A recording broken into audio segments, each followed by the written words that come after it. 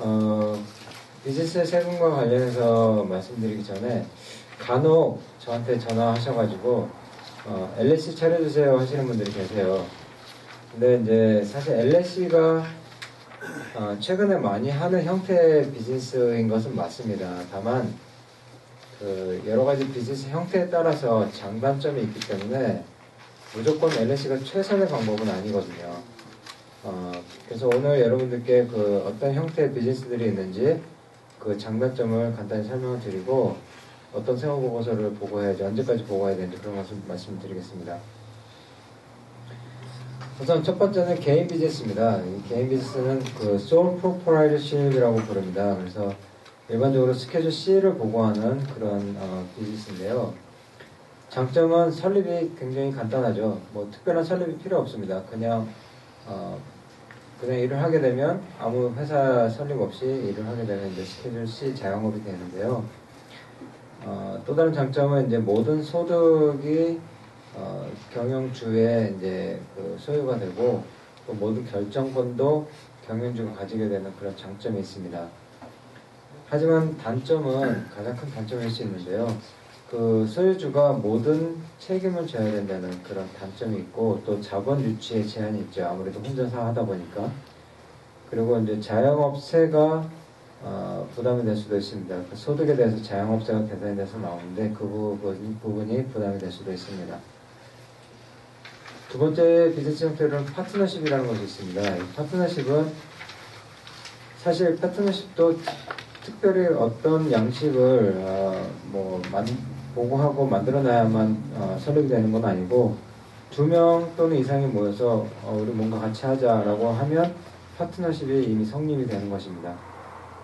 그래서 이 파트너십 같은 경우에는 그 1065라는 양식을 보고를 합니다. 장점으로 본다면 개인 비즈니스보다는 아무래도 2사람 또는 그 이상이 모이기 때문에 더 많은 그 자본을 유치할 수가 있고 또 각기 다른 그런 경험의 조화를 통해서 그 장점으로 발전이 될 수가 있죠. 또 이제 파트너 중에 리미티드 파트너 같은 경우에는 책임의 제한이 있습니다. 단점으로는 저너럴 파트너 같은 경우에는 책임의 제한이 없고 저너럴 파트너 같은 경우에는 회사에서 발생한 소득에 대해서 자영업세 부담이 있을 수 있습니다. 자, 다음은 주식회사인데요. 보통 C 코퍼레이션이라고 하는 형태의 회사입니다.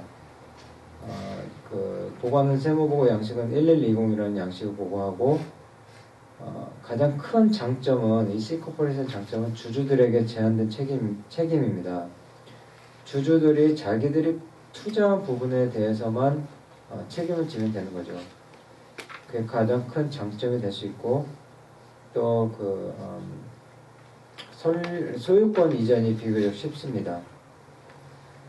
하지만 가장 큰 단점은 이중과세인데요. C 코퍼레이션 같은 경우는 회사에서 발생한 소득에 대해서 회사가 세금을 내고 이 발생한 소득을 주주들에게 배당하였을 때 배당금을 받은 주주들이 배당에 대한 세금을 내기 때문에 이중과세가 이 C 코퍼레이션의 가장 큰 이제 단점이 돼서 소규모의 비즈니스들은 좀 회피를 하는 그런 형태의 회사이긴 합니다. 그 다음에 이제 S코퍼레이션이라는 것이 있습니다. S코퍼레이션의 이 S는 스몰 코퍼레이션이라고 해서 이제 S코퍼레이션이라고 부르는데요. S코퍼레이션은 파트너십과 C코퍼레이션의 장점을 좀 따다 만들어 놓은 거라고 이제 생각하셔도 될 것 같은데, 보고하는 양식은 1120S라는 것을 보고합니다. C코퍼레이션과 다르게 이중과세가 없는 장점이 있고, 또한 이제 C코퍼레이션이 가지고 있는 장점인 주주들에 대한 제한적인 책임도 장점입니다. 하지만 단점은 주주들에게 지급되지 않은 회사의 이익에 대해서 주주들이 개인 세무 보고서에 포함시켜서 세금을 내야 하는 그런 부담도 있기 때문에 단점이 될 수도 있고요. 그 주주의 숫자에 대한 제한이 있는데 100명 이상이 되면 안 되고 또 반드시 그 주주는 S코퍼레이션 주주는 미국의 거주자이어야만 합니다. 자, 요즘 가장 인기가 좋은 LLC라는 것입니다. 하지만 LLC라는 것은 가장 그 최근에 생긴 형태의 비즈니스이고 법률상으로는 가장 복잡한 형태의 회사이기도 합니다. 자, 세무와 관련해서 몇 가지 살펴보면 LLC라는 것은 소유주에 대해서 쉐어홀더라고 부르지 않습니다. LLC 같은 경우는 멤버라고 부르는데요. 이 멤버가 한 명인 경우에는 자영업자들이 보고하는 일반적으로 보고하는 스케줄 C라는 것을 보고하게 됩니다. 그리고 만약에 LLC의 멤버가 한 명 이상이 돼서 2명 또는 그 이상이 되면 자동적으로 파트너십이 됩니다. 그래서 파트너십을 보고해야 되는데요. 이 LLC가 좀 플렉서블합니다. 그래서 유연성이 있어서 이런 그 스케줄 C 자영업 보고나 파트너십 보고를 하기 싫을 경우에 그 코퍼레이션 일렉션을 하셔가지고 C 코퍼레이션 취급을 하시던지 아니면 또 S 코퍼레이션 일렉션을 하셔가지고 S 코퍼레이션처럼 세금 보고를 하실 수가 있습니다. 장점은 그 멤버들에 대한 그 제한적인 책임이고요. S 코퍼레이션과는 달리 멤버의 숫자에 제한이 없습니다. 그리고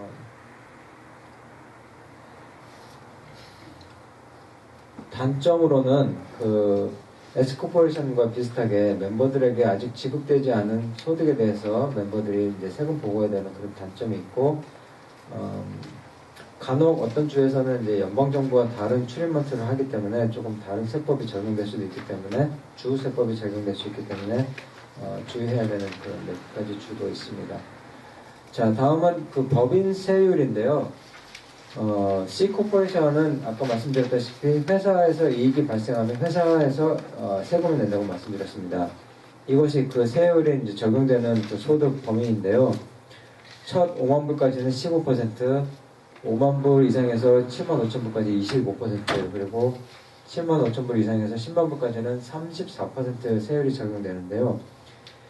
제가 처음에 말씀드렸던 것처럼 2013년도 1월 달에 세법이 바뀌면서 개인 세율이 많이 올라갔죠. 특히 고소득자들에 대해서 최고 39.6% 세율이 적용되는데, 그렇기 때문에 이제는 더 이상, 물론 이제 소득이 많으신 분들에 대해서 이제 적용이 되겠지만, 무조건 LLC다, 무조건 S코퍼레이션이다, 이거는 아닙니다. C코퍼레이션이 오히려 절세에 큰 도움을 줄 수도 있습니다. 그래서 그 회사를 설립하실 분들은 어떤 회사가 가장 적합한지 잘 고려하셔야 되고, C코퍼레이션으로 맨 처음 하셨다고 하더라도 나중에 S코퍼레이션 일렉션을 하실 수 있기 때문에 이런 점을 최대한 잘 활용하셔야 되겠습니다. 자, 그 여러 가지 형태 비즈니스들이 보고해야 되는 세무보고 양식과 이제 그 마감일입니다. 그 코퍼레이션, S코퍼레이션이나 C코퍼레이션 모두 3월 15일까지 보고하셔야 되고, 6개월 연장하셔가지고 9월 15일까지 보고하실 수도 있고, 파트너십 같은 경우에는 4월 15일까지 보고하시고, 만약에 시간이 더 필요하시면 5개월 연장이 가능합니다. 그래서 9월 15일까지 보고를 하실 수도 있습니다. 스케줄 C 같은 경우에는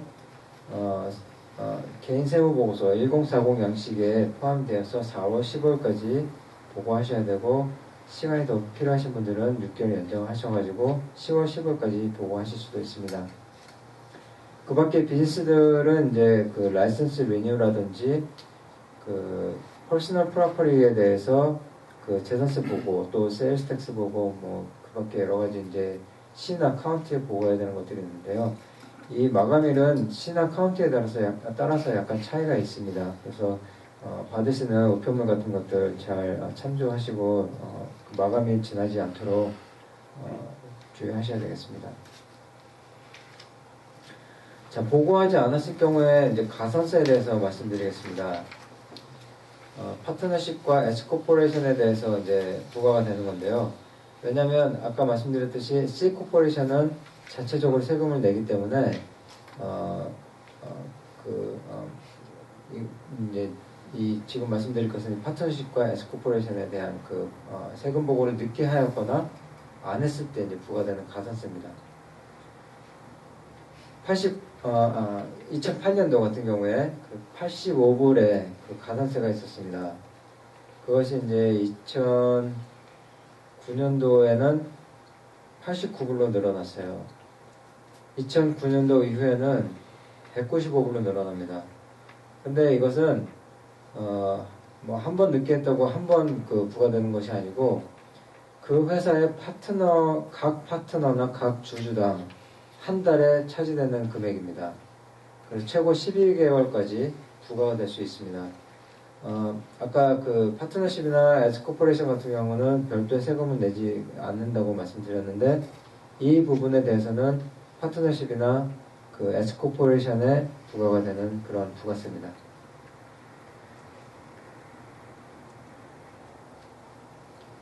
(2012년도에) 도움이 될 만한 몇 가지 그 감세안들을 말씀드리면 처음에 조금 말씀드렸는데 이제 그 50% 감가상각이 가능합니다. 보너스 감가상각이라는 것인데요.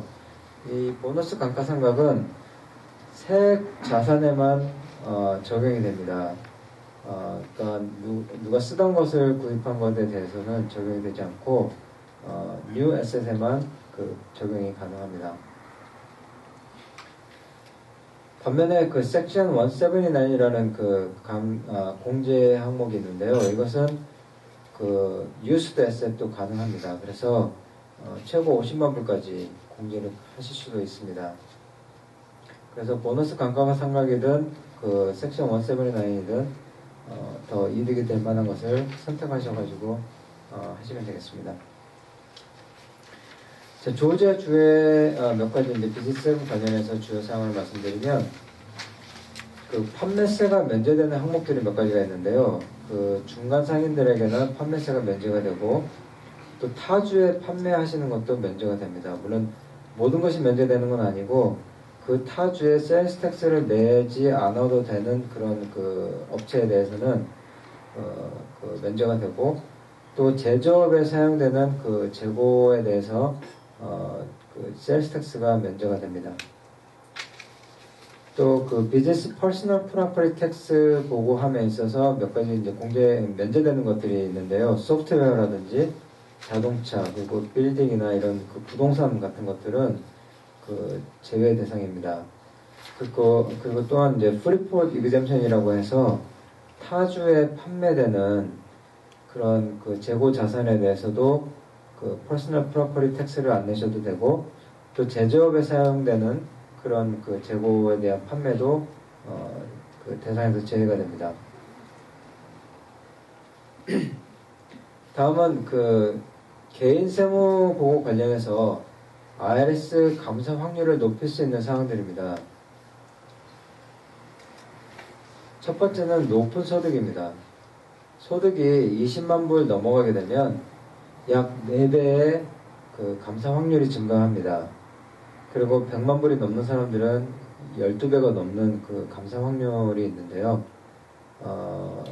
그렇다고 20만 불 이상 벌지 말라는 얘기는 아니고요.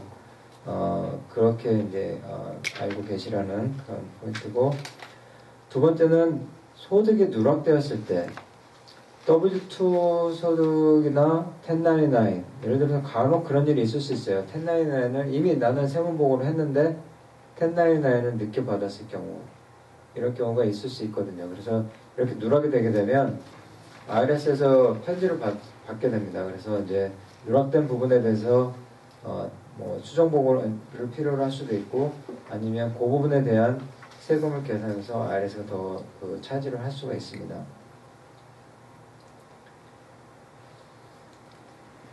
순서가 바뀌었네요.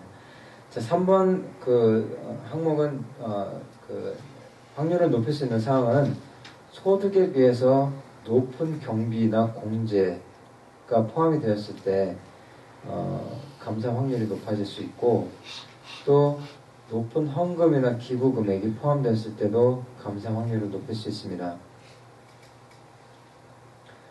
간혹 집을 그 비즈니스 용도로 쓰신다고 하여가지고 그 공제를 받으시는 경우가 있습니다. 물론 실제로 이제 그렇게 하시니까 공제를 하시겠지만 그럴 경우에 IRS 감사가 높아지는데 그 이유는 사실 집에서 자기가 비즈니스 용도로 사용하는 공간에 대해서 정확한 계산이 쉽지는 않죠. 왜냐면 지금까지 아직 IRS가 어떤 가이드라인을 내놨던 것도 아니고 그래서 조금 어려웠습니다. 그래서 그 부분에 대해서 이제 IRS가 감사가 이제 좀 심해지고 그런 부분이라고 말씀드릴 수 있겠는데요. 2013년도에는 IRS가 가이드라인을 내놨습니다. 그래서 궁금하신 분들은 나중에 연락 주시면 제가 설명을 더 별도로 드리겠습니다. 렌탈 로스가 포함된 경우도 이제 이런 상황 중에 하나인데요. 렌탈 로스가 포함됐을 경우에 원래는 이제 렌탈 로스 같은 경우는 이제 패시브 액티비티라 그래서 본인이 직접 그 렌트와 관련해서 렌트 관리를 하거나 돈을 받고 뭐 고장이 났을 때 가서 고치거나 이런 그런 자기 본인이 액티블리 파티시페이트 하지 않으면 예전에는 그 패시브 액티비티라고 해가지고 기본적으로 다른 소득을 줄이는데 이제 어려움이 있었는데요.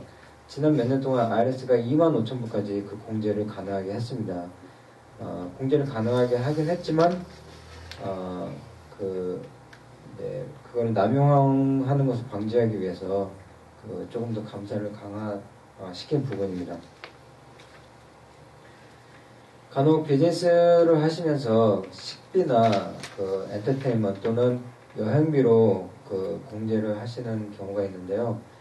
이 부분에 대해서도 이제 IRS 감사가 강화되는데 그 이유는 예를 들어서 식비를 공제를 했다 하면 일반적으로 meals and entertainment 같은 경우는 그 비용의 50%만이 공제가 가능합니다. 하지만 그 50%도 반드시 비즈니스 목적이 있어야 되는데요. IRS에서 요구하는 것은 만약에 감사를 받게 되면 IRS가 요구하는 자료가 있습니다. 자료는 모든 영수증과 그 영수증에 언제 누구와 어디서 무슨 목적으로 어떤 비즈니스 목적으로 식사를 했는지를 기록을 해놔야 됩니다. 그렇지 않으면 그 공제에 대해서 IRS가 거부를 할 수가 있습니다. 그렇기 때문에 그 밀스 앤 엔터테인먼트 경비를 포함하시는 세금 보고서는 주의를 좀 해야 되겠습니다. 또 하나는 이제 자동차 관련된 비용인데요. 자동차를 비즈니스 용도로 100% 쓴다고 해서 세금 보고를 하시게 되면 감사 확률이 많이 높아집니다. 왜냐하면 비즈니스 용도로 100% 쓰는 것은 거의 불가능하거든요. 어느 정도는 개인적인 용도로 쓸 수밖에 없을 거고 또 더군다나 특히 이제 그 차 이외에 자기가 개인적으로 쓸 수 있는 차가 없는 경우에는 더더욱 그렇습니다. 그렇기 때문에 IRS 감사가 높아질 수 있는 부분입니다. 자, 급여가 있으신 분이 급여 소득을 보고하시고 또 자영업 스케줄 C를 보고하셔가지고 스케줄 C에서 커다란 로스가 났을 때, 자, 이 경우에 IRS 감사가 높아지는데요. 왜냐하면 딴 데서 받은 급여 소득을 스케줄 C에서 로스를 발생시킴으로 인해서 그 소득을 줄이고 과세 소득을 줄이고 따라서 세금을 줄이고 이렇게 되기 때문에 주의사항이 될 수 있습니다. 현금 거래가 큰 비즈니스들, 특히 이제 택시나 카와시 뭐 이런 아니면 식당 같은 이런 비즈니스들에서는 대해서 IRS 감사가 강화되는데요. 현금이 물론 많이 이제 거래가 될수록 그만큼 제대로 된 보고가 어렵다는 것을 IRS도 이제 알기 때문에 그 부분에 대해서 강화가 될 것입니다. 마지막으로 은행 계좌에 대해서 감사 확률을 높일 수 있는 사항 중에 하나인데요. 아까 제가 처음에도 잠깐 말씀드렸습니다만 IRS가 지난 몇 년 동안 3번의 기회를 줬어요. 그러니까 늦게 지금까지 보고를 안 한 사람들 이제 자진해서 보고해라 하고 3번의 기회를 줬는데 그때 자진해서 보고한 사람들도 꽤 됩니다. 그 자진해서 보고한 사람들에게서 걷어들인 수입이 또 엄청납니다. IRS가. 그렇기 때문에 이게 엄청난 수입원이라는 것을 이제 IRS가 깨달았어요. 그래서 여기에 강화가 많이 집중 강화될 것이라는 것을 말씀드립니다. 몇 가지 더 이제 IRS 감사 강화에 대해서 말씀드릴 텐데요. 1099라는 양식이 있습니다. 그래서 예전에는 그런 질문이 없었는데요. 2011년도 세금 보고서부터 그 비즈니스 세무 보고서에 1099를 발행해야 되는 그런 사람들에게 지불이 되었는지 묻는 질문이 생겼고, 또 바로 밑에 만약 그런 지급이 있었다면 1099을 발행했는지 아니면 발행할 건지에 대한 질문이 있습니다. 그 말은 다시 말해서 IRS가 이 부분에 대해서 더 자세히 집중적으로 볼 거라는 그런 것, 그렇게 해석해도 될 거라고 생각됩니다. 자, S코퍼레이션 같은 경우에 그 주주에게 급여가 지불이 됐는지 안 됐는지를 또 집중적으로 볼 텐데요. 자, 주주에게 S코퍼레이션이 그 급여 없이 디스트리뷰션만 이루어졌다면 그 디스트리뷰션은 세금을 안 내고 그냥 그 통과가 되는 것입니다. 그렇기 때문에 이렇게 보고된 세금 보고서, S코퍼레이션의 세금 보고서는 그 모아지는 곳이 따로 있답니다. IRS 오피스에 별도로 가는 곳이 있어서 그 중에서 뽑아서 감사를 한답니다. 물론 이제 그 중에서 IRS가 다 감사를 할 수는 없겠지만 무작위로 뽑거나 아니면 IRS가 세금을 더 많이 걷어들일 수 있는 그런 가능성이 있는 회사들에 대해서 감사를 실시를 하겠죠. 자, 해외 은행 계좌와 금융자산에 대해서 이제 좀 더 자세히 알아보겠습니다. 해외 은행 부자 보고는 그 해외에, 미국이 아닌 해외에 단 하루라도 1만 불 이상의 잔고가 있었을 때는 다음 연도 6월 30일까지 IRS가 받도록 그 양식을 보고를 해야 됩니다. 그 계좌가 본인 이름으로 되어 있지 않아도 어떤 서명의 권한이 있거나 아니면 본인이 어떤 코퍼레이션이나 어떤 그 회사 업체를 가지고 있는데 그 업체를 소유하고 있는데 그 업체가 그 은행 계좌를 가지고 있다. 그러면은 그것 또한 포함 대상이 됩니다. 2011년도 세금보고서 양식에 새로 처음 나타난 그런 금융자산 보고라는 것이 있는데요. 이 보고 대상은 2012년도에 미혼자의 경우에 그 2012년도 연중에 하루라도 7만 5천 불 이상이었거나 12월 31일에 5만 불 이상이었으면 보고 대상이 되고, 부부가 합동 보고 시에는 연중에 15만 불 또는 12월 31일에 10만 불 이상이 있으면 보고를 해야 되는데요.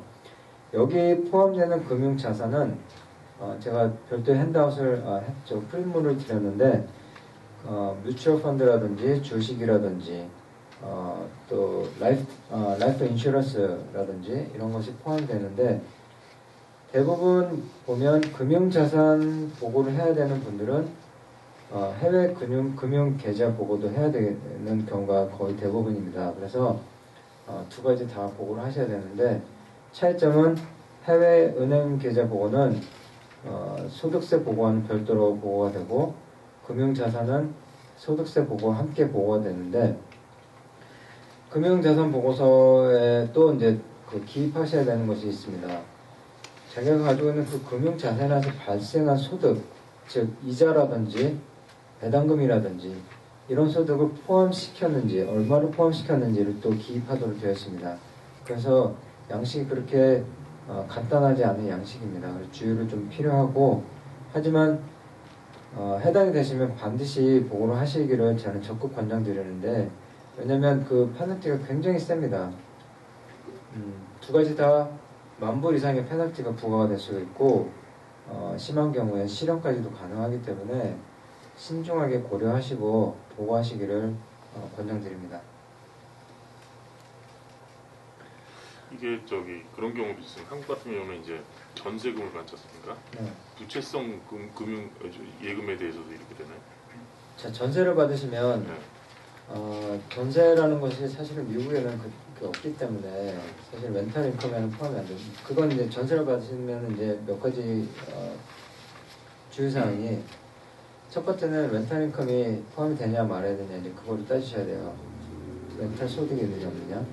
렌탈이라는 건 월세를 얘기하죠. 네, 월세. 먼트리 인컴. 예. 근데 이제 전세라는 것은 돈을 받아도 다시 줘야 되는 거기 때문에 사실 월세로 렌트를 보기는 어렵고 그래서 렌탈 소득에 대해서 해당이 안 된다고 치더라도 그 소득이 바로 미국에 가지고 계신 계좌로 들어오지 않고 한국에 가지고 계신 계좌로 입금이 된다면 월세 받으신 돈을 갖다가 거기에 넣으셨다면 그건 포함이 될 수도 있습니다. 왜냐면 그 돈에 대해서 내가 찾을 수 있는 권한이 있기 때문에 그렇습니다. 만약에 그 비슷한 개념이 집이 있는데 그 네. 집을 팔았다. 그 돈을 지금 백여사님 말씀처럼 한다면 만약에 세금을 안 내거나 그렇게 보고를 안 하려면 네. 집 판 돈을 바로 미국으로 바로 송금을 받아야 된다는 말씀이시네요. 아니요. 그러니까 그 해외 은행 계좌 보고는 그 세금 계산을 위한 보고가 아니에요. 사실은 그래서 그거는 그냥 인포메이션만 보고하는 거거든요. 세금 계산은 세금 보고서에서 하는 것입니다. 그래서 세금이 포함이 돼야 된다면 원칙을 말씀드린다면 세금 보고서에 포함이 되어 있는 항목은 당연히 포함이 돼야 되겠죠. 그걸 만약에 세금을 포함 안 시키고 해외에 돈을 가지고 있느냐 없느냐를 보기 위한 그 목적으로 생긴 거거든요.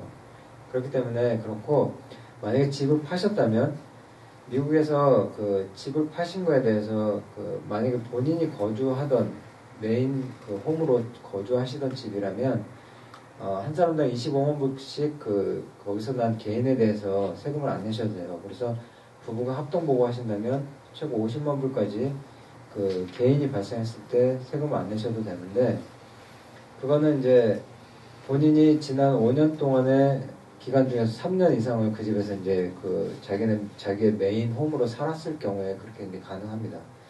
만약에 그게 렌탈 프로퍼리였다. 그러면 거기에 대한 개인은 캐피탈 개인으로 포함이 돼야 됩니다. 그래서 그게 한국에서 렌트를 장기간 주시던 집이라면 우선 소득세에 포함이 돼야 되고 그렇게 해서 그 돈이 한국의 어떤 계좌에 지금까지 만약에 아무런 한국의 계좌도 없으셨는데 그 돈이 한국의 어떤 계좌에 들어가야 되기 때문에 그런 필요를 위해서 계좌를 만드셨다면 그 계좌에 돈이 하루라도 들어갔다가 나오면 그 돈이 10,000불 이상이 넘는다면 보고 대상이 됩니다. 그게 만약에 2013년도에 발생했다 하면 내년도 6월 30일까지 IRS에 보고를 해야 됩니다. 이런 경우에 세금에 관련해서요. 한국 네. 세법에 적용을 받았잖아요. 네. 근데 왜 미국 세법에 또 적용을 받았어요? 그렇죠. 많은 분들이 그 부분에 대해서 의아해하시죠. 왜 양쪽에서 미국 정부가 왜 여기서 또 세금을 탈취하냐, 예, 말씀하시는데 사실 이중과세는 아닙니다. 왜냐하면 한국에서 그 소득이 그러니까 이익이 발생한 거에 대해서 세금을 내셨잖아요. 그러면 미국 정부에 세금 보고를 하실 때 이익을 보고를 하시고 거기에 대해서 아까 말씀드렸던 foreign tax credit을 받으십니다. 한국에다가 낸 세금을 공제를 받으시는 거예요. 감세를 받으시는 거예요. 공제가 아니고. 감세를 받으시는데 아까 이분한테 간단히 말씀드렸지만 정확하게 이중과세를 면하기는 어려울 수도 있어요. 왜냐하면 한국이랑 요새는 그 과세 세율이 틀리기 때문에 똑같은 10만 불의 이익이 났다고 하더라도 한국에서 낸 세금을 미국에서 똑같은 필요한 만큼 내가 여기서 세금 감세를 받기는 어려울 수도 있어요. 세율이 틀려서. 자, 그런데 미국의 아까 초반에 말씀드렸던 고소득자들에 대해서 캐피탈 게인에 대해서 이제 세금이 20%로 올라갔다고 했는데 만약에 세율이 10%나 15% 최종 세율이 10%나 15% 안에 드는 분들께는 롱텀, 그러니까 1년 이상 가지고 있었던 캐피탈 프로퍼리에 대해서 팔아가지고 개인이 발생하게 되면 캐피탈 게인 텍스는 제로예요. 없어요. 그렇기 때문에 보고하셔가지고 foreign tax credit을 클레임 하시는 것이 오히려 더 도움이 될 수도 있어요.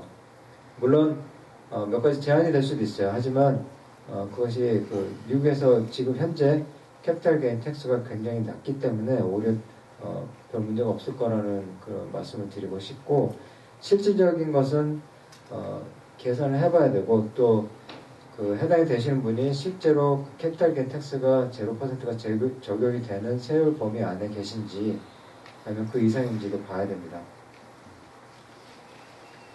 그 15% 이상이라, 그러니까 마지널 텍스 레이시라고 하는데 자기가 이제 과세 소득에 대해서 최종 세율이 15%를 넘게 되면 15%의 캐피탈 게인 텍스가 계산이 되고, 아까 말씀드렸다시피 이제 2012년도에 15%가 되고 2013년도에 만약 발생하게 되고 소득이 많이 높으신 분들은 아까 말씀드렸다시피 20%까지도 올라갈 수가 있습니다. 그럼 예를 들면 한국도 집값이 좀 떨어졌거든요. 네. 그럼 캐피탈 게인이 없다면 그러면 해당당하는 캐피탈 게인이 없다면 당연히 캐피탈 로스를 클레임하셔야죠. 로스가 발생했다면 로스를 쓰셔가지고 소득을 줄이셔야죠. 그걸 여기에 할 수 있어요? 그럼요, 물론이죠. 근데 이제 그 로스를 발생했다고 그에 다 쓸 수 있는 건 아니고요. 캐피탈 로스 같은 경우에는 그 제한이 있어요. 1년에 3,000불밖에 못 씁니다. 나머지는 그 다음 연도를 2월로 하실 수가 있습니다.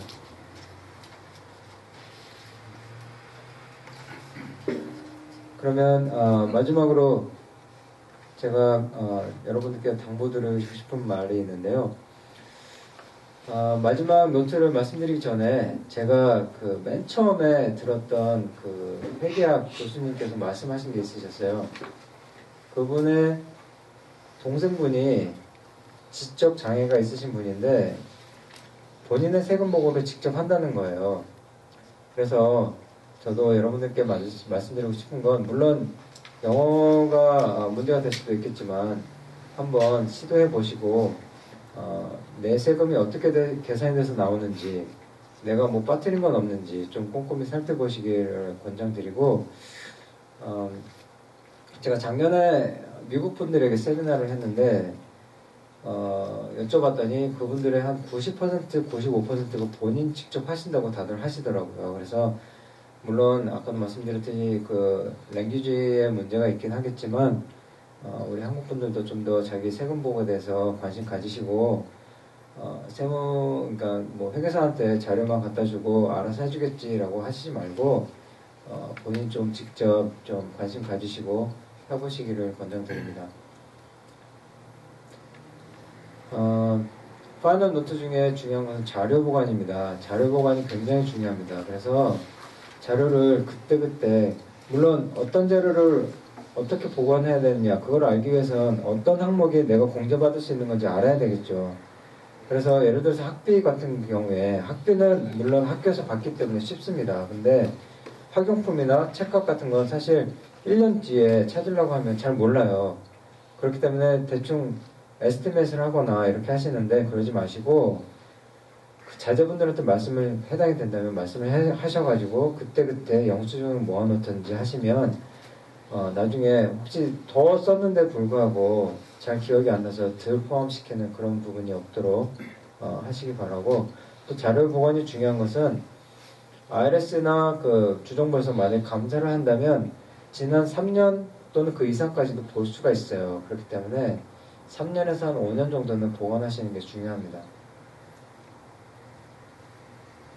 아까 말씀드렸던 그 본인의 세무보고를 직접 해보시기 바란다는 것, 그리고 실질적인 절세 계획은 사실 연말이 지나기 전에 해야 됩니다. 왜냐하면 많은 절세안들이, 절세 계획들이 연말이 지나면 이미 늦어요. 물론 아까 말씀드렸던 IRA 같은 경우는 4월 10월까지 늦고 이제 혜택을 보실 수 있는 것도 있지만 대부분이 연말에 계획을 하시는 것이 도움이 될 수가 있습니다. 그리고 회사 설립도 마찬가지로, 회사 설립이 가장 큰 중요한 두 가지 이유가 있는데요. 하나는 그 liability protection이라 그래서 회사를 설립함으로 인해서 그 회사와 관련해서 어떤 문제가 발생했을 때 내 자신의, 내 개인적인 재산을 보호하기 위한 겁니다. 그게 첫 번째 목표고, 두 번째는 세금인데요. 이 세금도 사실은 자기 이제 개인적인 그런 상황과 모든 것을 잘 따져봐서 가장 적합한 회사를 설립하시는 것이 굉장히 중요합니다. 그래서 회사를 설립하실 계획이 있으시면 반드시 전문가와 상의를 하시기를 권장드립니다. 마지막으로 세금을 내야만 나라가 돌아갑니다. 그렇기 때문에 내야 될 세금은 꼭 내야 되겠지만 필요 없이 1센트도 더 납부하실 필요는 없습니다. 그러니까 그 점 주의하시고 절세하시는데 자세하게 좀 자기 세무보고서를 검토하시고 그렇게 하셔서 세무보고 하시기 바랍니다.